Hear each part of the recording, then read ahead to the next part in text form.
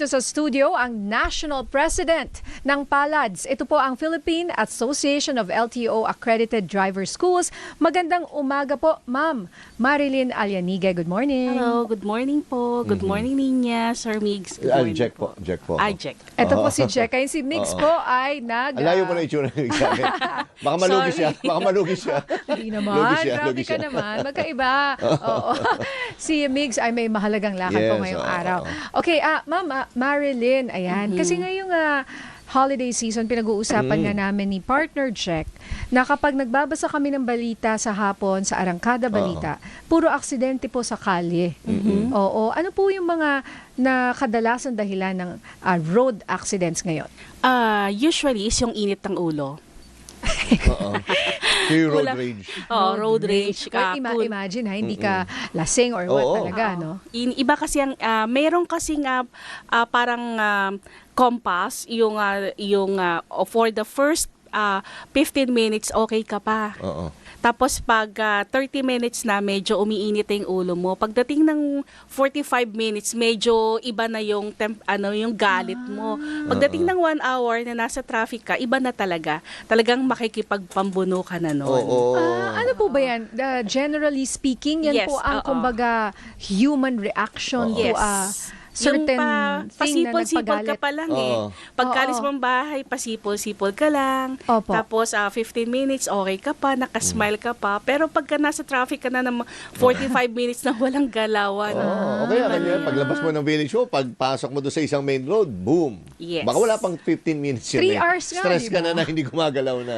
Nakarating na ako ng La Union, nandito pa lang ako sa May Ortigas. Hindi, tsaka meron pa yan, di ba, ma'am, yung kunyari, yun sa gabi, di ba, yung nagdra-drive ka, tapos nakainom ka pa, tapos bigla ka kinat or bigla mabilis, pucha, hahabulin ko tong ano na to, di ba? Yun yung pride. Oo, hahabulin mo yung ano na yan, yung sasakyan na yun. Yung nagkat sa'yo, naku. Tapos yun ang pwedeng maging ng aksidente. Cause na ng At accident. mamaya bunutan ng baril, mga Yes. ganon. Yeah. Kasi yung pride yun ego. Oo. Kasi ba't ako Tapos pag naunahan nakainom ito? ka pa niyan, delikado. That's another thing.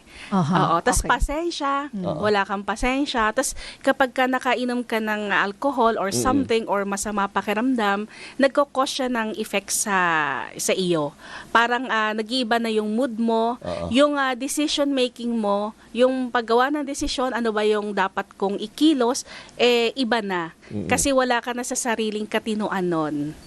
Yan. Kaya nga, paano ho ba natin maiibsan yung ganitong mapapalamig. klase ng ng stress, mapapalamig ang ulo? Meron ho bang mga paraan or tips po kayo mula sa PALADS? Okay. Unang-una, matulog ng tama. Kung pagka long drive, dapat matulog tayo ng maayos. Pangalawa, huwag iinom. Pangatlo, yung iplano mo na agad yung iyong ruta. Kung saan ka ba pupunta, 'di ba? May ways naman tayo. Yeah, oo. So ipag-aralan na natin. Tapos magbaon tayo ng maraming pasensya. Hindi lang yung biscuits, kundi pasensya talaga. Literal na pasensya ang Tapos babaunin. yung music natin, it should be something na alam mo, Cool lang, Soothing. chill lang. Hindi yung Hindi rock and roll. hindi rock and roll. Baka Yes. makadagdag sa rage mo. Yes. Oo. Ay, magandang tip yun. Yung kunyari, yung paligid mo ay sobrang nagkakagulo na bulbul na yung topic. Tapos mag-play ka ng soft music. Yes. O, diba? Mag-jazz. Mag-jazz ka. 92.3 FMR Oo, Radio. diba?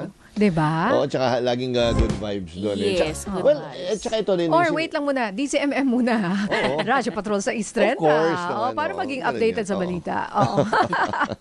Hindi, tsaka ito din sinabi ko kanina, partner, di ba? Kunyari, kahit ako naman mataas ang tolerance ko sa alak. I mean, kahit, kunyari, uminom ako 5 bottles, kaya ko pa rin mag-drive. Pero sabi ko nga, nag-iingat din ako.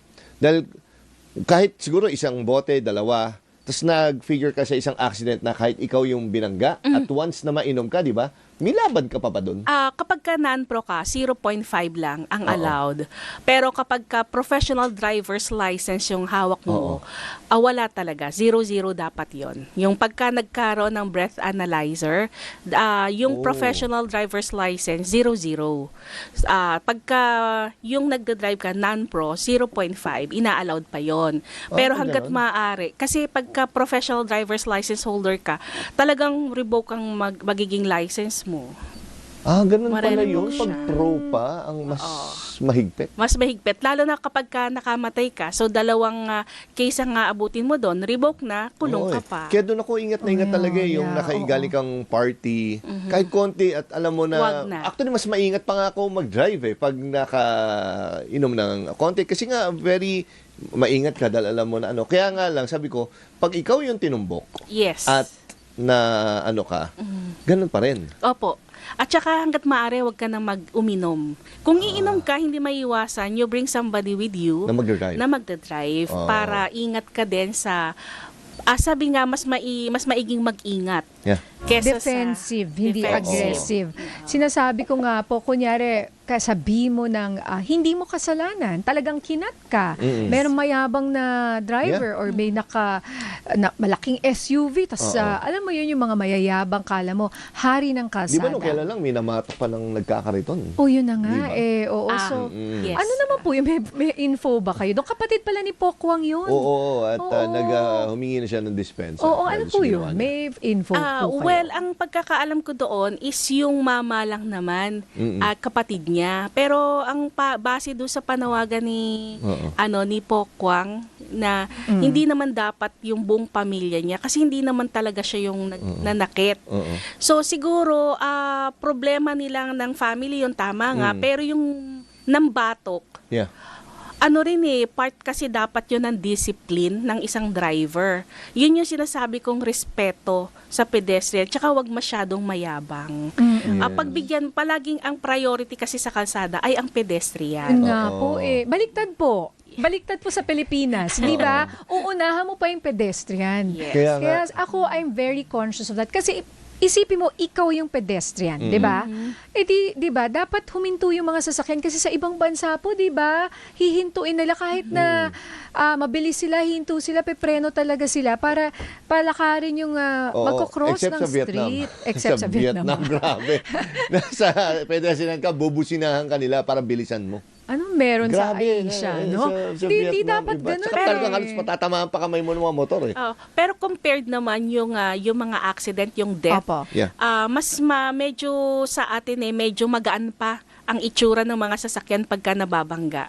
Sa ibang bansa, talagang wasak kung wasak. Talagang sa atin may nabubuhay pa Yeah. Pero doon sa iba talagang wala. Bakit po ganun? Kasi mas mabilis, mas malalaki ang mga highway. Highways, yes.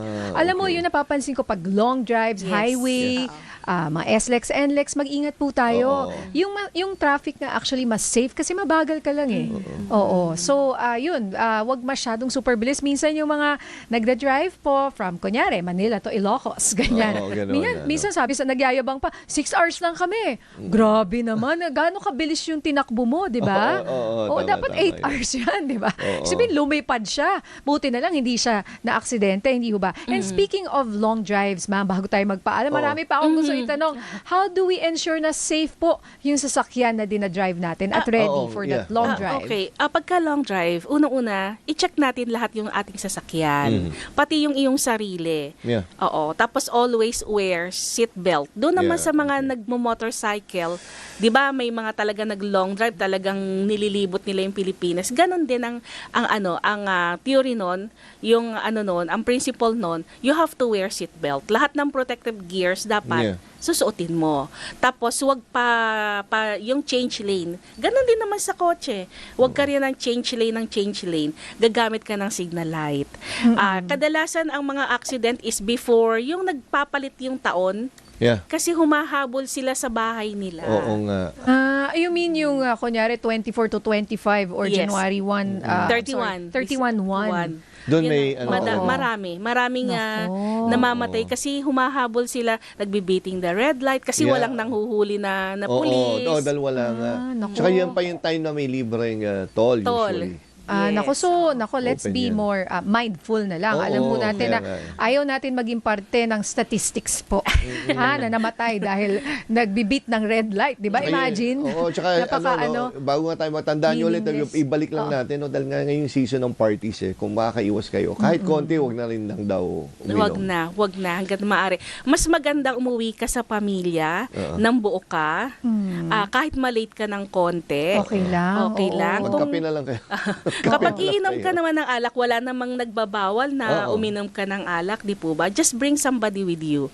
Yun yung pinaka-safest way na, okay, pag-drive mo ko or mag-grab ka pa uwi. Huwag ka nang, kasi iba ang vision pagka nakainom. Oo. Yung depth ng paningin mo, magkaiba sa normal. Okay. And finally, before we say goodbye, kasi 11:56 po, kailangan natin dahil may Christmas station ID po tayong ipapalabas. Well, ma'am, dun sa sasakyan naman, speaking of yung mga preno, ano pong advice nyo dun sa mga drivers? Nawawalan lagi ng preno or pumuputok yung gulong? Yan yung mga reason. Well, sa preno kasi, kailangan nating i-check ng maigi.